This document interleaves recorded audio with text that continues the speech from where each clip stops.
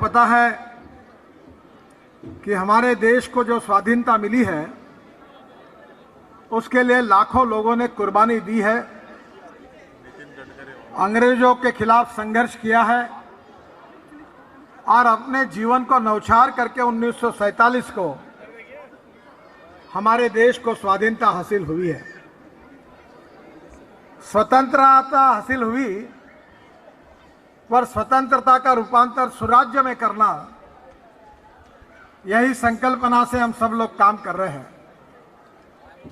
आदरणीय मोदी जी के नेतृत्व में हमारे एनडीए में रामदास अठवले जी भी शरीक हुए हैं और हमारी सरकार ने गांव, गरीब, मजदूर और किसान का कल्याण करने की अनेक योजनाएं यशस्वी रूप से अमल में की है और लोगों को इसका फायदा भी मिला है।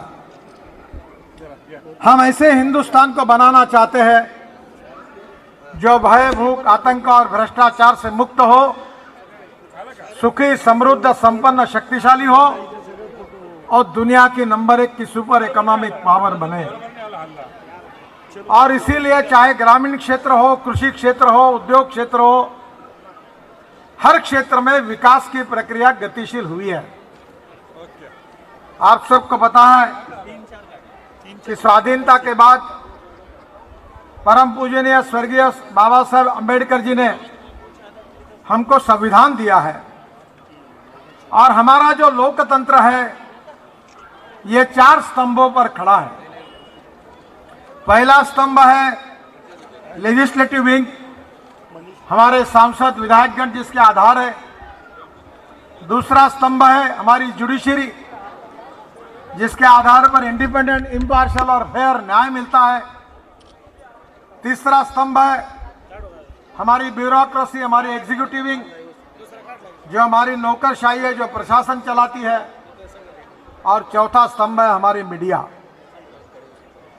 बाबा साहब अम्बेडकर जी ने इस 4 स्तंभों के आधार पर हमें जो लोकतंत्र का जो संविधान दिया है, वो संविधान 130 करोड़ भारतीयों की बहुत बड़ी ताकत है।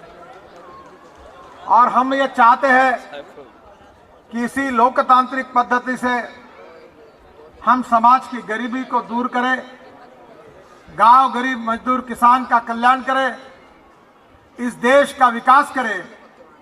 और इस देश को गरीबी का निर्मूलन अगर करना होगा तो हमें रोजगार निर्माण करना होगा।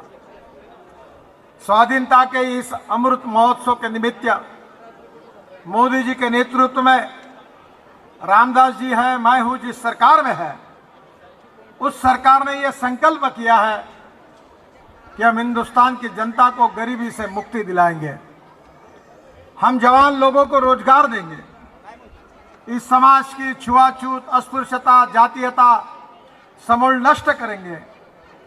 और विशेष रूप से हम इस बात पर विश्वास रखते हैं कि कोई भी व्यक्ति उसके जात से बड़ा नहीं होता, उसके गुणों से बड़ा होता है। इसी बात पर हमारा दृढ़ विश्वास है। इस समाज के उच्च नीचता का भाव, इस समाज की आर्थिक और सामाजिक विषमता को नष्ट करके सामाजिक समता, समरसता, सोशो इकोनॉमिक इक्वलिटी प्रस्तावित करना, यही हमारी सरकार का मकसद है।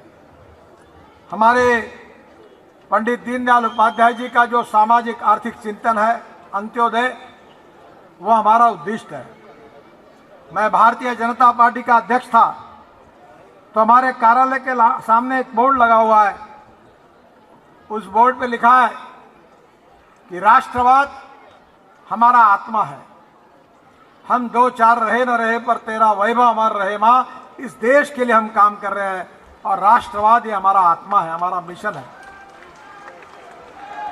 और गुड गवर्नेंस एंड डेवलपमेंट, सुशासन और विकास, ये हमारा मिशन है कि हमारे शासन के द्वारा हम गरीबों को न्याय दिलाएंगे, युवाओं को रोजगार देंगे, किसानों को उनके फसल के सही दाम देंगे।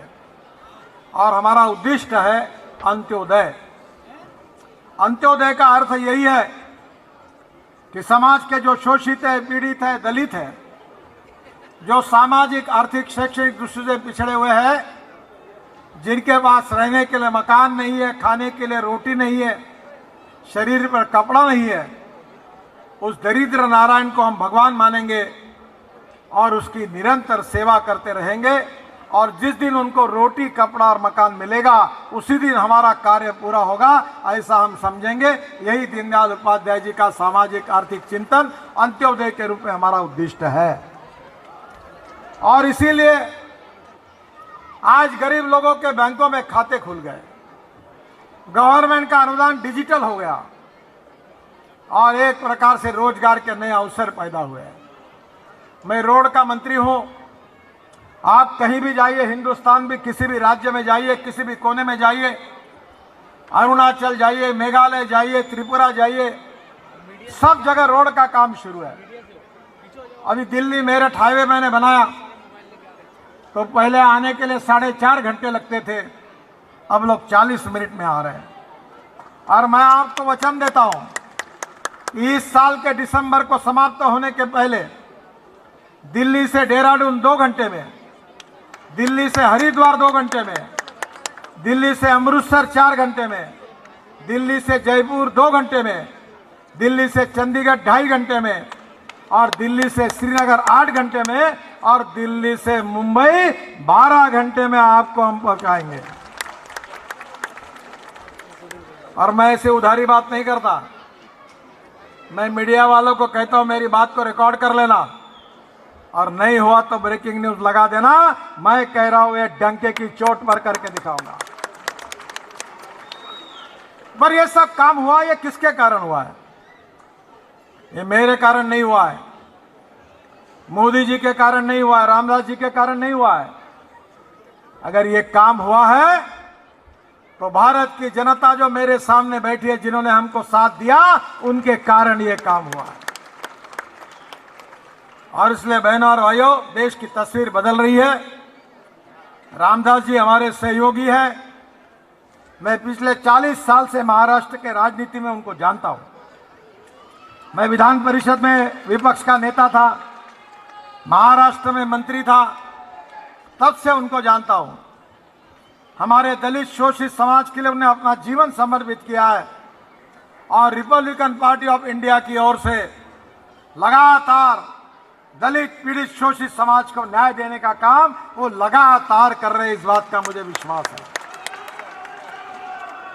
मैं रामदास जी को बहुत बहुत बधाई देता हूं और उनको ये विश्वास देता हूं कि हम सब लोग आपके साथ हैं, भारतीय जनता पार्टी आपके साथ है, जगत प्रसाद नड्डा आपके साथ है, नरेंद्र मोदी आपके साथ है, और आपके नेतृत्व में इस पूरे समाज की प्रगति और विकास करने के लिए पूरी ताकत के साथ हम आपको साथ देंगे। यही विश्वास व्यक्त करते हुए आप सबको बधाई देते हुए, आज मेरा थोड़ा डेंटल प्रॉब्लम है, बोलने में तकलीफ हो रही है क्योंकि मैं बोल नहीं पा रहा हूं, पर मैं रामदास जी के विशेष आग्रह के कारण मैं यहाँ आया। मैं फिर से एक बार आपको बहुत बहुत